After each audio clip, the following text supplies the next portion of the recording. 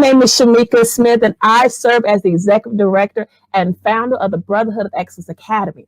We are on a mission of ending fatherless generations by preparing males for empowerment, entrepreneurship, enrollment, enlistment, and employment. Again, we want to welcome you to our broadcast, Teaching Boys and Raising Sons. I am so excited for our guest on today. It is Pastor Harold Drumright. So I'm going to join him to our broadcast. Welcome, Pastor Drumright. Well, good evening, Shamika. Good evening. Certainly here. Excellent. So before we get started, I'm going to have you tell our audience a little bit about yourself, and then we'll go into the conversation. Okay? Well, yes. I guess I have always had a passion for young men. I worked with At-Risk Youth, managing level 3 group homes for 23 years, working in the mental health field. I have also volunteered as a volunteer minister in a maximum security prison doing Bible study for 8 years. In addition to that, for the last 8 years, I've been pastoring a church in Roxborough, North Carolina called Embrace Christian Center, where, my heart desires impact the community with biblical solution to promote personal success in their life. So that's a little bit about me. I love it. Any other strategies for preparing males to lead in their homes? Yes, we have. Well, number one, number two, rather, they have to understand who they are. And it's up to, it takes as they say, it takes a village to raise a child. It takes the community of people around the individual to encourage them, to speak life into them, to help them to understand who they are. And once they grab hold to who they are, they're going to take off. And so, it's going to take all of us to encourage a young man to discover who he is or who they are. So at the end of the day, they can thrive for something greater. Mm-hmm.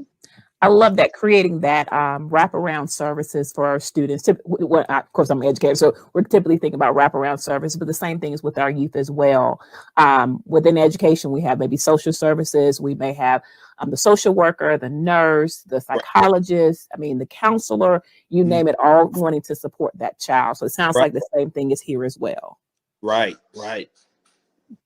Because you understand, kids spend time with their parents or families, but they really spend more time with the kids at school or the teachers at any given day time. The 8-hour period, is when the most time they're awake. So those are the people they're around the most. So you just hope they're around the people that's going to influence them to positive things and not negative.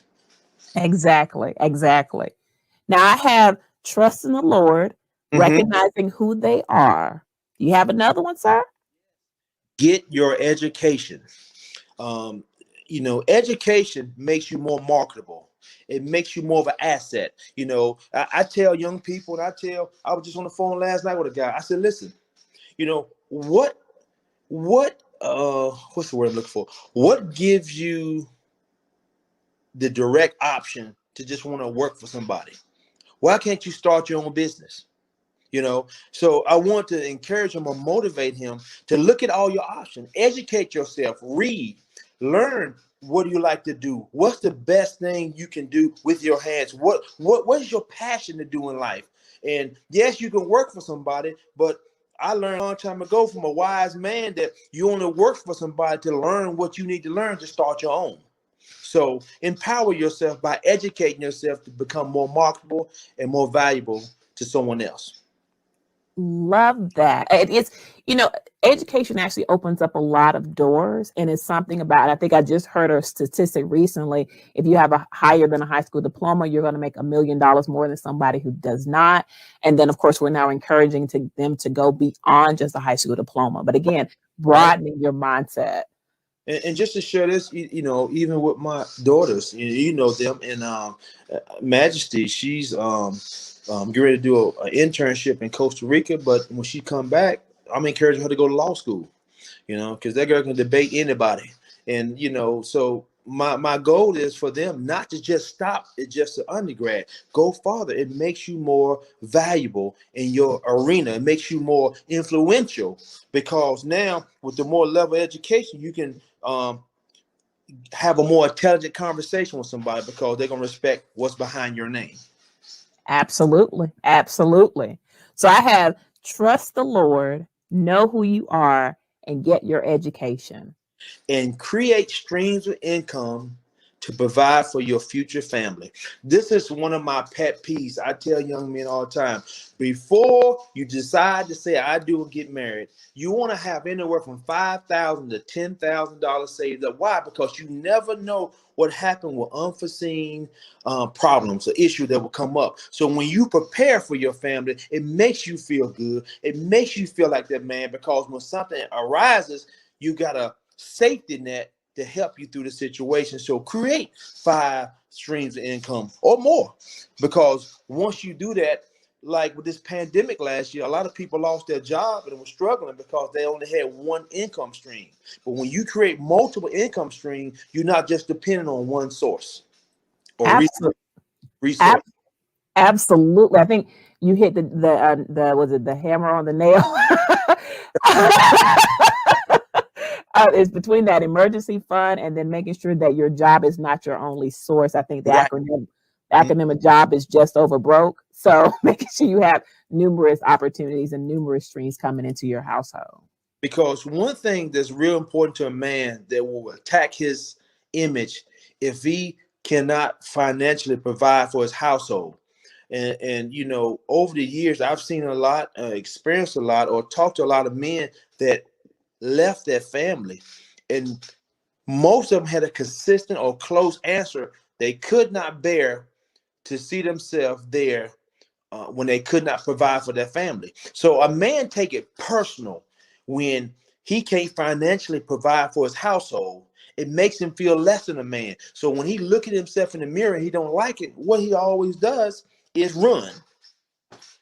So when you prepare and establish those streams of income, you will never be faced with that picture of being a failure. Wow.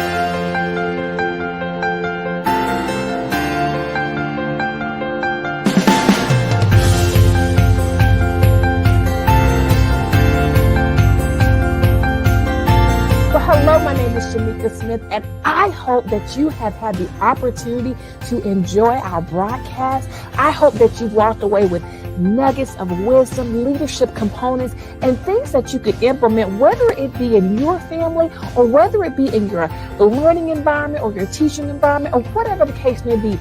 Our hope and our prayer is that you walked away with something that is very tangible that you can use immediately. If you have enjoyed this broadcast, take a moment and share it with others so that we can continue to spread the word of how we are utilizing the component of empowerment through our broadcast, Teaching Boys and Raising Sons, so that others can be empowered as we all walk in this thing called life together. Also, if you are looking to donate to an organization, please consider us. We are a 501c3 organization, and so all donations are tax deductible.